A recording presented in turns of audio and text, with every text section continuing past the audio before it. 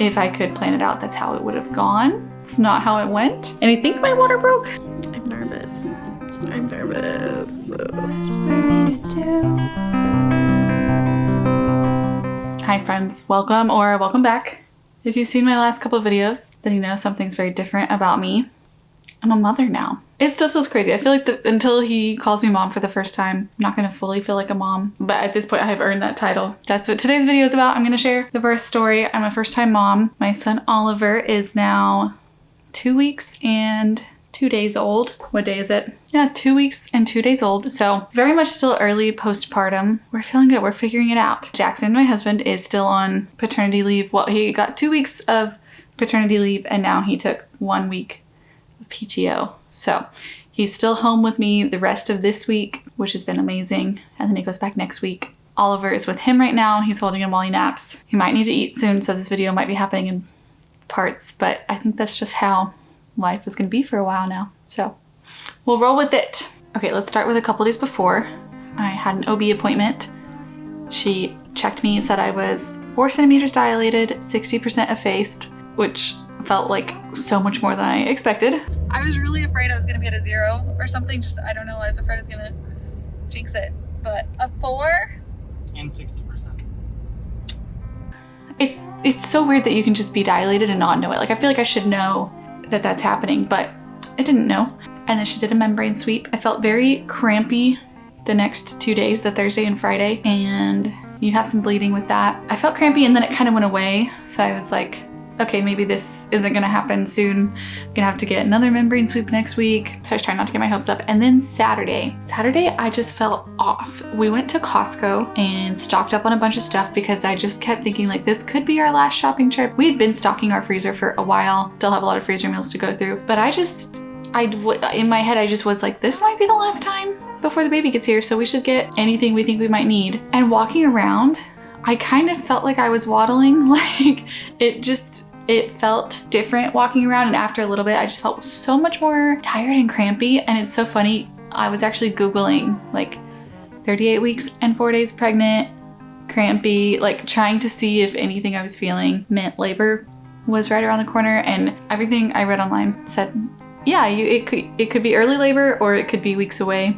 I'm a first-time mom, so I was trying to not get my hopes up because I was like, I could end up 41 weeks pregnant and it's out of my control. So I just didn't want to make it harder on myself if it was going to be those last few weeks. I had a lot of Braxton Hicks contractions, a lot of really strong Braxton Hicks, like that whole week.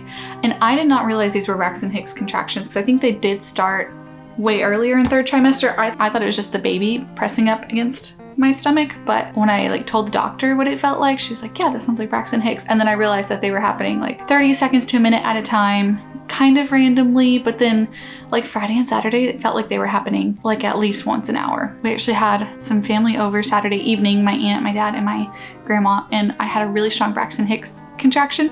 My aunt looked at me and she was like, are you going into labor? And I was like, no, of course not. And then they leave.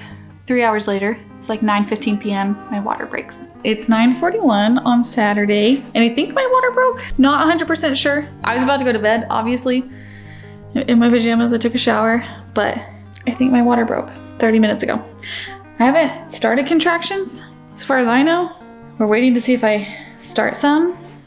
But if I haven't started any in an hour, we're gonna call the hospital just to see if we should go check to make sure it's my water.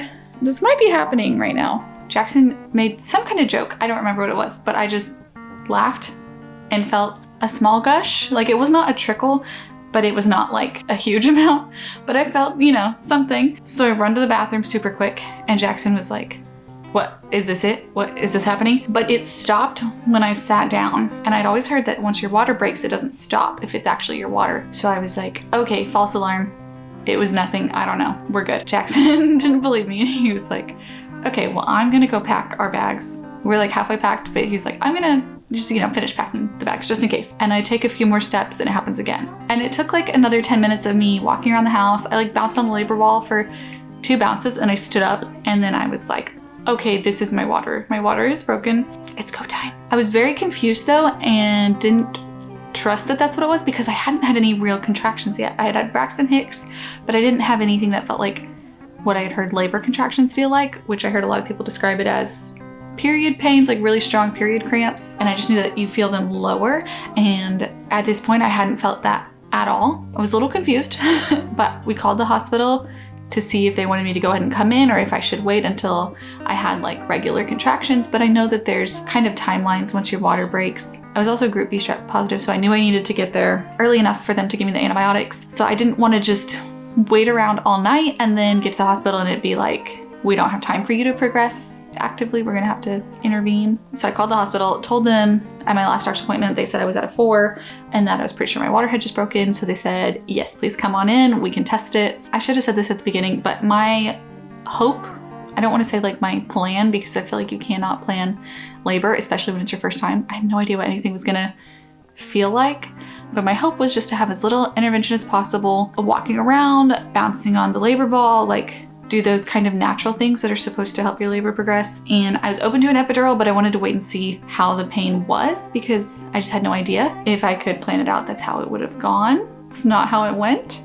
Anyway, we get to the hospital 10:30-ish, I don't know, and I felt like I was lying to everybody. We had to go in through the ER because it was after hours. I was like, I could be lying to you guys. I don't know if this was my water. I don't have any contractions. I'm not in any pain. I can walk. And they were like, no, you're sitting in this wheelchair. So we get up there and she does the swab to test if it was my water that broke, which the swab, I guess, turns black if it is amniotic fluid, which is a very alarming color to see someone like take out of you. I was like, am I okay? But she told me that it was my water that broke. She said, I have to send this to the lab, but based on this, I can tell you, you're not leaving here without a baby. You're staying. We're gonna admit you. Also, she checked me as well to see how much I was dilated, and she said I was at a 3. And then she said, my hands are probably bigger than your doctor's. I was like, wait, this is a subjective measurement? This depends on the size of your hand? I don't know, I thought there was like a tool or something and it just like a 3 was a 3. But anyway, I was at a 3 or a 4, somewhere in between, I guess, just depending on the size of your hands. So they hooked me up to the monitors. They had one for the baby, one for my contractions. And then I had an IV because my water had broken. And then I also got the antibiotics for group B strep while they were putting in the IV, which the first nurse did blow 2 veins and then a different nurse had to put it in. Anyway, when we got there and got in our room, the TV was on and it was on like Nick at Night. And it was literally the episode of Friends where Rachel has the baby. I looked at it and I asked the 2 nurses that were in there, I was like, do you guys play that on purpose? And they looked and they were like, no, it's just on the random channel. Thought that was a very funny coincidence. At this hospital, the policy is once your water is broken, you're not supposed to leave the bed, which is unfortunate. My night nurse let me like walk to the bathroom and back, which I really appreciated. Didn't have to use like a bedpan or something. But I think because I was mostly stuck in bed, my contractions did not get very strong or close together. I did start feeling them and it did just feel like a period cramp. I timed them throughout the night because I did not sleep one single bit. I had a feeling I was gonna go into labor at night because I've just heard that's what happens with most people. If you start it naturally, you go into labor at night and then you start off being a new parent with no sleep, which is just cruel. I did try to time my contractions all night. They were not bad. Like they just kind of felt annoying, but I felt them enough to know they were happening. So I did time them and for a while they were 3 minutes apart. So I was like, awesome, this is great. Things are moving closer. And then they started getting very inconsistent. It'd be like 6 minutes apart, 3 minutes apart, 5 minutes apart, 4 minutes apart. And I think around 4 a.m. that was happening and I just had a feeling that this meant they were gonna want me on Pitocin. I was hoping to not use Pitocin because what I've heard from just a lot of people is that Pitocin contractions hurt so much worse than normal contractions. Not that normal contractions don't hurt, but just because Pitocin is like kind of forcing your body to progress and it can happen a lot faster. I was hoping to avoid it, but I also knew that I was on a timeline and that I didn't want to risk anything with infection for the baby. The next morning, had not slept at all. It's now Sunday, September 22nd. I was 38 weeks and 4 days pregnant. We had the shift change. We had our new nurse come in at like 8:30. She asked how I felt about starting Pitocin. She said she had talked to the doctor. It wasn't my OB also because this is a weekend, so it's a different doctor on call. I told her I had a feeling that's what was gonna happen since I was stuck in the bed and my contractions were not getting stronger or closer together. So I told her I was okay with starting Pitocin if I could go ahead and get the epidural. That was something I did have planned. If I needed to use Pitocin, I was gonna go ahead and get the epidural, just from what I'd heard. So she checked me and I was at a 5. So she said, okay, yes, I'm gonna go ahead and put in for the epidural because the anesthesiologist is on call since it's the weekend. So it'll be about 30 minutes for her to get here. I'm gonna start your Pitocin. She started me at a 4 for the dose. She said you'll probably start feeling it in 30 minutes and then the anesthesiologist will be here. We'll get your epidural. We'll get things going. It's 9 a.m. and at 5. We started Pitocin because I'm GBS positive and my water broke at 9 p.m. last night, so it's been 12 hours. And I am getting an epidural because I decided if I had to get Pitocin, I was going to get an epidural. I'm having a contraction, but they're still not super bad. They're a lot more often. In my head, I added 30 minutes to the time for the epidural because hospital time, I feel like, is at least twice as long as they say it's going to be. So I was thinking, okay, epidural will be here by 9:30. That would be an hour. 9:30. I can do it. At 9, my contractions started getting so much stronger. I started to actually feel like labor. I even said to Jackson at one point right before that, like, I feel like I need to feel a little bit of pain before I get the epidural because otherwise, like, I'm gonna feel like I'm just cheating. Like, I don't know. I just needed to know, like, that the epidural was worth it because, like, it is a lot of medication, and also to make, like, a giant needle going in your back seem better than whatever you're feeling at that moment. And I got my wish. It got so painful. For like 10 minutes, I had Jackson play some music so that I could try to just breathe through them, use some of the techniques I had heard with the low vocal sounds, just like not fighting against the pain, but just understanding like each contraction is moving me closer to having this baby. And that helped for like 10 minutes, and then they got so strong. I'm 2 weeks removed from this, so I can't like relive the sensations in my body, thankfully, but it was intense. Oh, I hear Oliver crying. Let me go see if he needs to eat. It's like an hour later, so I don't know if the lighting changed, but we're back. Where was I? Just getting to the painful part. I would say like 9:15, something happened. Like they just really got stronger. I remember hearing a pop, and I've heard that like when your water completely breaks, you hear a pop and then have like the full gush. I was laying down, so I don't remember like feeling a huge gush. Like once your water's broken, it's broken, and like you just keep having fluid come out of you. But I heard a pop, then they got even stronger. It felt like something changed, and I think that's when I went from transition to active labor. It's been a while since I looked at all the terminology, but I could feel something was different. The nurse came in at some point to check on me, and I was in the middle of a contraction, and she said something like, I came in to see if I need to bump up the Pitocin, but looks like you're good. And in my head, I'm like, you do not touch that Pitocin. It's working. And then 9:30 comes, which in my head was when the epidural was going to be there. Epidural was not there. So every contraction after that, I just kept telling myself, get through one more, and then they'll be here. One more, and then they'll be here. And I think the anesthesiologist got there at like 9:45. So I had, I don't know, 5 or 6 more contractions. They were really close at this point. I remember having to just get through each one, and that was all I could focus on. Like I couldn't talk, I could barely breathe through them. Jackson was really great during all this. He literally never freaked out. He was always there, held my hand. But yeah, at that point, there's nothing that someone else can do to help except for like give an epidural. That would have helped the pain. Anesthesiologist gets there at 9:45. I'm in the middle of a horrible contraction, and she has to they read off their like disclaimer, like, do you agree to this? These are the risks. And I'm just like, yes, please do it.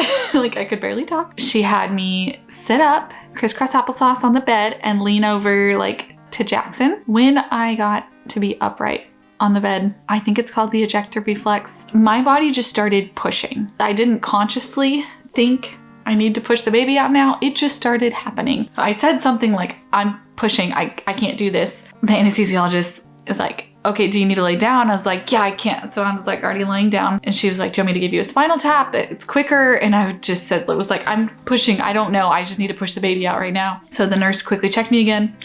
She said I was at a 9. However, a different nurse the next day was retelling the story of this to like someone who was coming to visit. A different nurse that was in the room said I was like complete, like out of 10, 100% of face, like it was time. It's kind of all a blur from that point. I'm gonna say 9:45 is when I started pushing. The anesthesiologist left.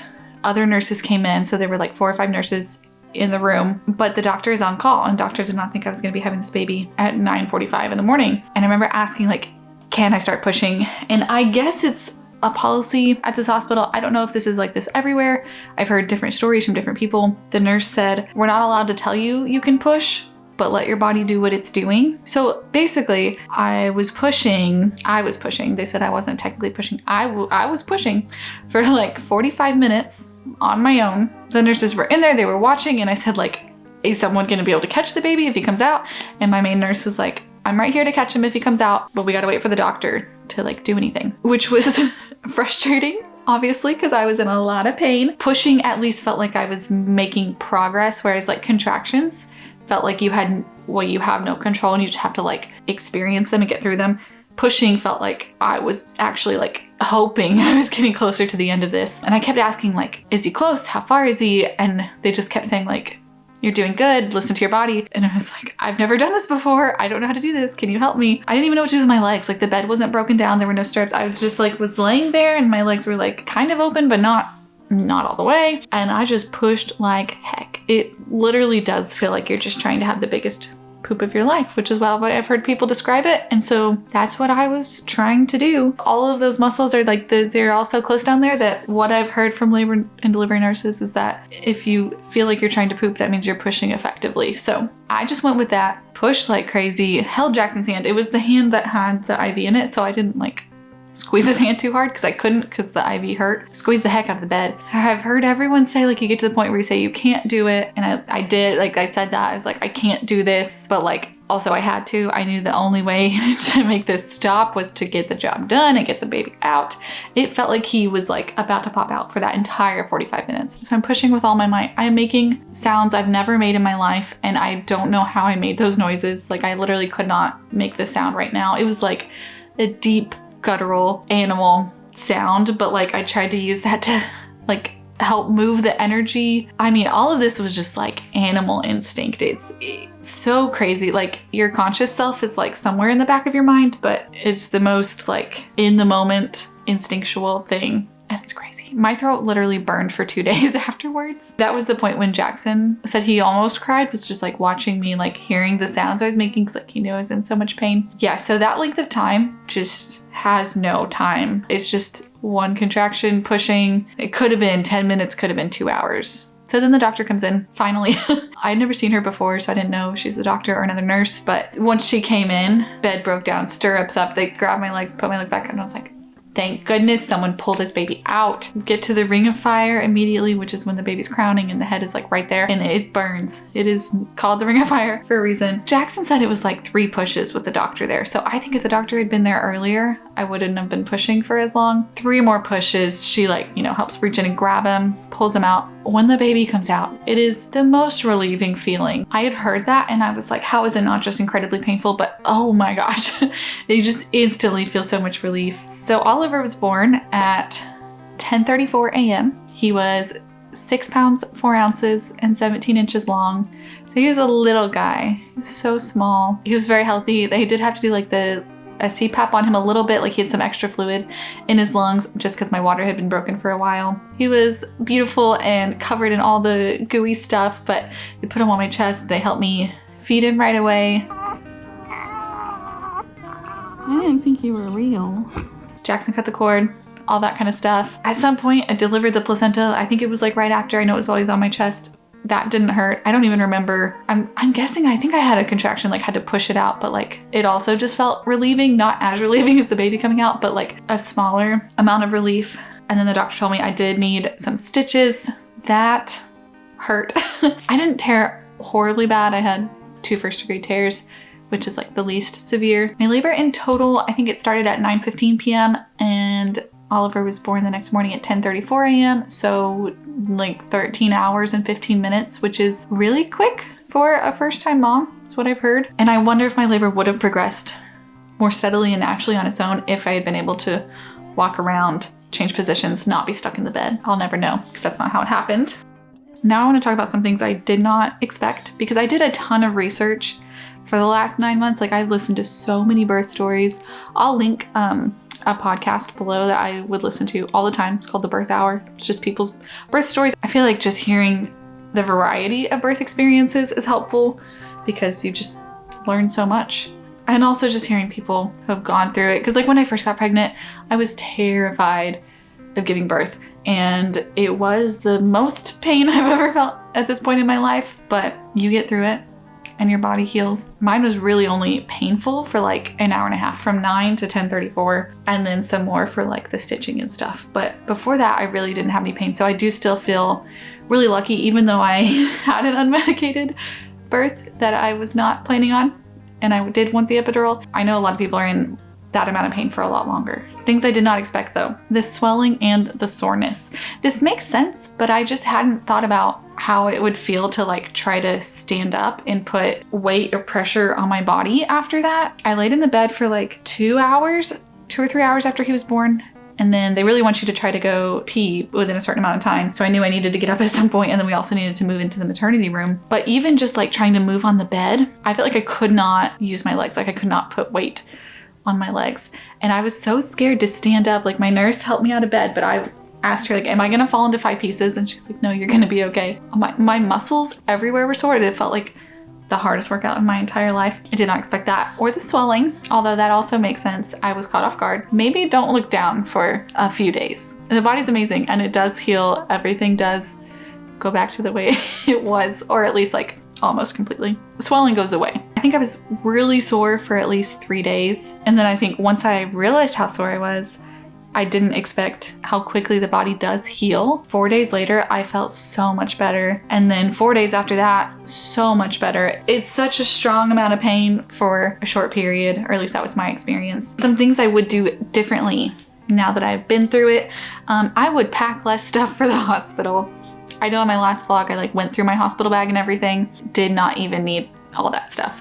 I did not use the pajamas. I did not use the socks. I did not use the makeup. I am glad I brought the snacks. I did eat those the next day.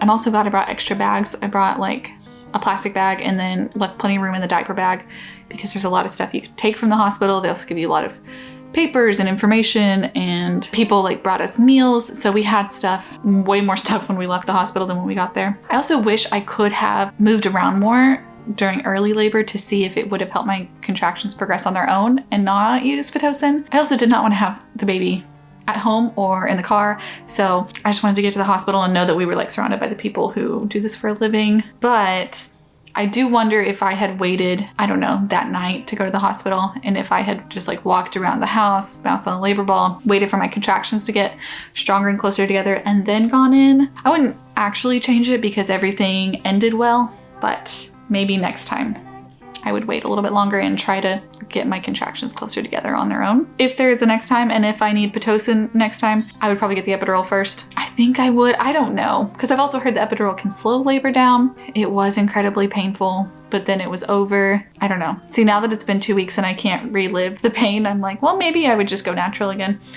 I don't know. Something I would definitely do differently is I would try to sleep. Man, I'm a horrible sleeper anyway. Like I'm a very light sleeper. I literally can barely sleep Christmas Eve night because if I'm excited for something, I can't sleep. If I'm anxious about something, I can't sleep. So I just didn't sleep at all that first night. I don't know how I would get myself to sleep, but I wish I had slept because then you have a newborn. That is my birth story. That is how my son Oliver was born 2 weeks ago. It still feels crazy to say my son. We're 2 weeks in. We are in the thick of the 4th trimester postpartum period. It's scary and challenging, but we're figuring it out. I'll share more about that as I go through it, and then maybe a recap once I'm on the other side. Thanks so much for watching. I'll see you guys next time.